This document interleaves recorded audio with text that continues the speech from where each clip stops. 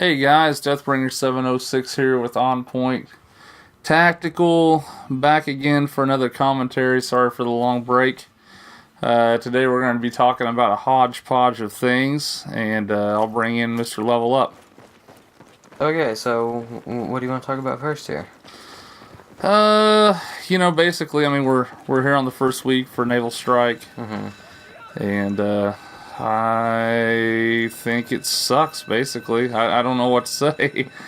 We got all sorts of issues with it, which I don't know. I don't understand it.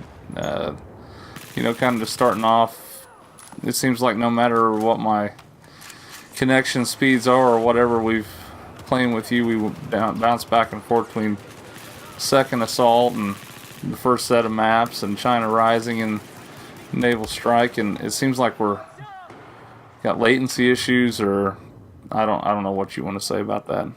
I don't know. I'm trying to decide whether or not they're running a different version of the netcode on the new maps, maybe.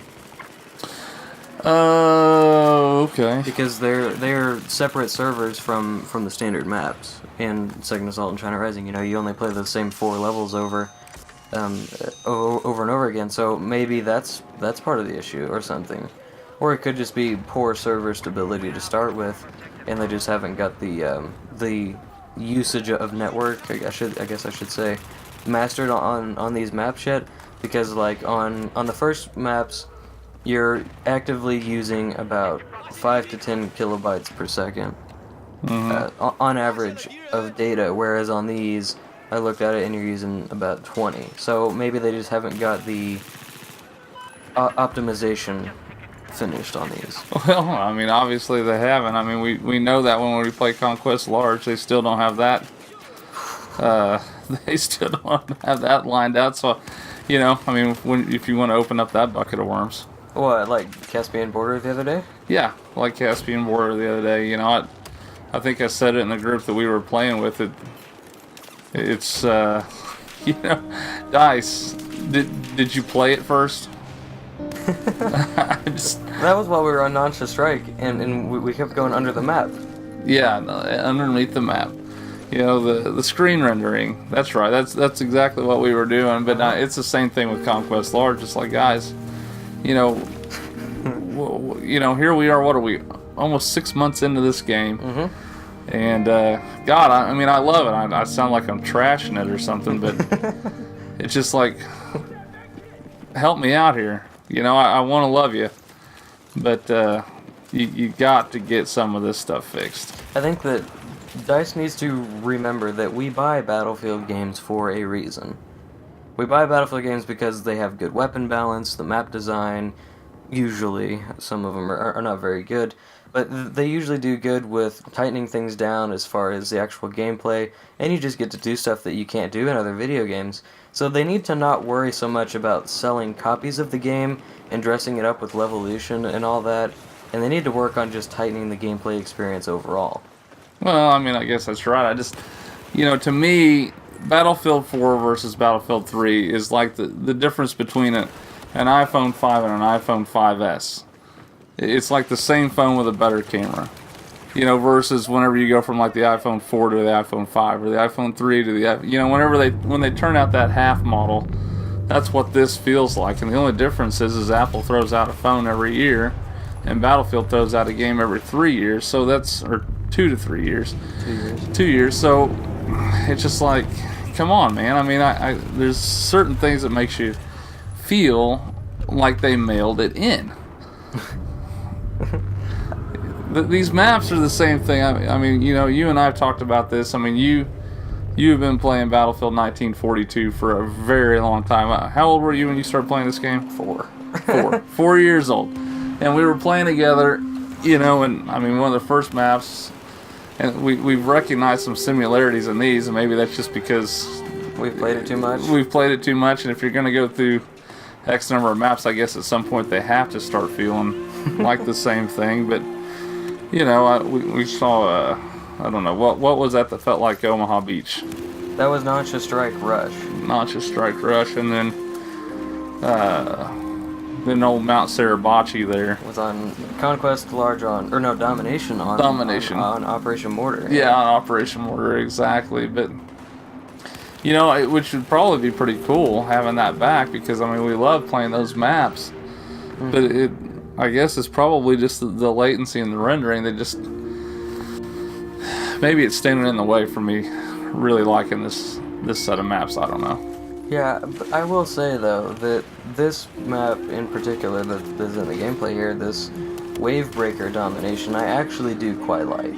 But part of the problem, or part of the reason of that, is because it's so small and it's indoors. They didn't really have to focus on the lighting so much. Yeah, I mean that's so it just runs a bit smoother. That's absolutely true, and it's a really good map for the better game players like yourself, because there's so many angles on this particular map that it's not even funny. To whereas the one that's in the boat, Lost Island. Yeah. Lost Island. You know, I mean that's just totally tunneled up and bottlenecks, and just lends itself to you just wading into the same situation over and over and over again out of sheer aggravation. Yeah, and then you almost feel like you have to have a pump action to survive. Well, that's brings us to the whole, how much are they trying to cater to Call of Duty folks here? Okay, so this is gonna start up the whole big section here, probably a couple of dislikes as well. There was actually a post on Reddit, okay, and somebody was like, it seems like Battlefield 4 was built to be the in-between ground of Battlefield and Call of Duty. I've got to say that I sort of agree with that, honestly. I completely agree with it. You know, I am the COD guy turned Battlefield player, but I switched to Battlefield because once I played it and embraced it, it's a better game. Well, I mean, whenever I steered you over to Battlefield 3, we were playing Deathmatch on, like, No Shar and Karg Island, those amazing Deathmatch maps. Yeah, absolutely. And that game, there's a big difference between the player mechanics, too. As far as, like, just running around and the clambering and everything, Battlefield 4 just feels slow and clunky compared to Battlefield 3. It does, and that goes right back to, you know, dice did you play it? You know, I mean, I swear to God, if I get stuck on another plant playing this game, I don't even know what's going to happen. It's just, you know, you want to know why people rage, and it's just when you're stuck on a plant and getting shot in the back. I don't even know. I don't even know what else to say. You were there. Plants, though, you can't clamber over them, so it's even worse. You know, you get hung up on like a box. You can jump over it. Well, and I guess that's right. You know, it is frustrating whenever you're trying to clamber over something and it's clunky and it's not working the way it's supposed to. But you know, you kind of understand because it's a box. But you know, whenever I got stuck on Nansha here the other day on a plant, that just absolutely sent me into orbit. And it was like a little tiny sapling bush type thing. It wasn't like a tree. Yeah, it was a knee-high, leafy, grassy plant type deal, you know. And I mean, you're fighting the latency, you're fighting everything else, and you're fighting a new map, and you're getting shot up all the time because it's new and you don't know what's going on. You know, it just adds to the aggravation. Yeah, you don't need something else to get upset with. No, you don't. So, there's also that issue. Yeah. And another thing that I noticed with these maps is that if there was a map pack that was going to cater to COD fans, it was going to be this one, for sure. Oh, yeah. Yeah, no question about it. Alright, so what about Levolution in the new maps, huh? The lack thereof? Yes, exactly. Yeah, where did you go? Where did you go? I don't know. I mean, there's none of that. I mean, there was some new weapons. There's the sub falls over on Wavebreaker in Conquest if you do that. Yeah, but that's it. Yeah. And it doesn't even really affect the gameplay. You know, like Siege of Shanghai is my single favorite Levolution event, even though we saw it like 12 months ago at E3 or whatever. Yeah. Yeah. You knock that skyscraper over and it totally changes that flag and how it plays. Or whenever the tower goes down in Caspian border on second assault. Yeah, that changes how that map works. That changes how that works because you got those tunnels people like to run through, whatever. I mean, I still almost every time I play it, it falls on somebody, and I don't even know how that happens because by now we all ought to know what's going to happen. But anyway, you know, there's that. One funny thing with the Caspian, and you were there, and Paint was there. We were in the basement, and I set the laptop at like 0.7 seconds so that if somebody on the enemy team lit it, they would blow up. Yeah. And this Smurf walks up and lights it while we're still in the basement. Yeah. Yeah. And all three of us died. It was awesome. Yeah. Yeah, that was pretty epic. But it's just like, whenever... Okay, so go back 9 months. You saw the trailer for Battlefield 4, Yeah. and this skyscraper comes plummeting to the earth and totally Yeah. changes how the flag plays. Did Yeah. you not be like, I have to do this? Yeah. I have to have these moments since they're possible now. Sure. Then China Rising comes out. There's no Levolution. There's no Levolution. Then Second Assault comes out, and we have a tower and a sandstorm. Yeah. And it's like, what happened there? Yeah. I mean, there's a lot of like fireballs and stuff on Firestorm, but I really don't care about that. Well, the reason is obvious. They're having a hard enough time with Conquest, large as it is. And you know, whenever that thing starts to go down in China Rising, you know, I mean, the whole map starts to freeze up. It does the same thing in the Caspian border when that tower's going down. Dragon Pass is the worst on China Rising. Yeah. Yeah. So, I mean, there is that one event on Dragon Pass. Mm-hmm. You know, but it just, there's nothing on Silk Road, I don't think. No, not Silk Road. And even the one on Dragon Pass is very disappointing because it's just like a very light rainstorm comes in. It's tiny. Yeah, that's right. It's not like Parasol Storm where your head's being blown around. It's just little mist comes in. Sure. Well, I mean, it's just, I don't know. The Levolution events, yeah, you're absolutely right. It's like one of the big things that we're bragging about, and now we're not even using it. Mm-hmm. So... And one of the biggest things also that they were talking about is the weapon customization. And we sort of tapped on this before in our Battlefield 3 versus Battlefield 4 video, but we didn't really get into it. What's your opinion on having 19 different barrel attachments and 1,000 grips? And like all these different sights, even though anyone is probably going to use the Coyote or the Cobra. Well, I mean, just why? It's needless. You know, it's absolutely needless. I mean, you look at like a stubby versus a potato grip. You know, the specs on it are exactly the same. Mm-hmm. You know, what is the point? It's like if we used weapons and attachments for their aesthetic appeal, we wouldn't care if they did anything. Yeah. We use attachments because we have a laser sight on a gun that can hip fire laser beams, and you can just run around the corner hip firing and feel confident that you're going to kill a person. Well, yeah. And I mean, like, I'm an average player at best. You know, I think I'm in level 58 at this point. Yeah, something like that. You know, for God's sakes, what is the difference between a reflex sight and a coyote sight? Because I can't tell you. The coyote sight has a just tiny bit smaller reticle, and the frame on the reflex is fatter. Yeah, well, there you go.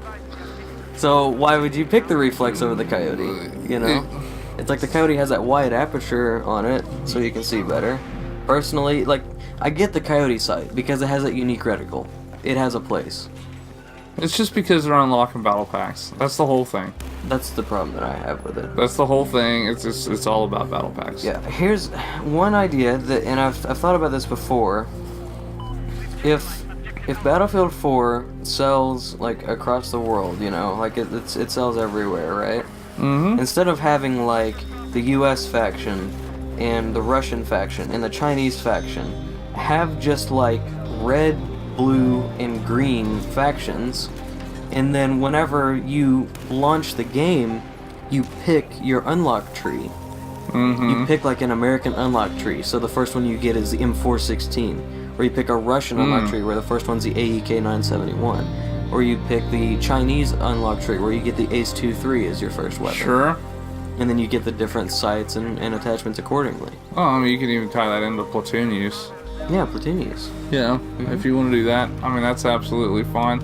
You know, I mean, look, I know that it's totally logistical to do it, but really, I mean, you're using Russian weapons when you're on the American team, you're using American weapons when you're on the Chinese team. It just, I don't know, I mean, it does seem kind of lame, really, when you think about it. In Battlefield 3, it made sense because you had to get 500 kills and the Mastery Dog Tag, I think. Yeah. And then you could unlock the, no, that was for the M16 and the AK-74, sorry, your base weapons. Whenever you got 2 or 3 service stars, I think, you got it for the other team. Like, you had to acquire it.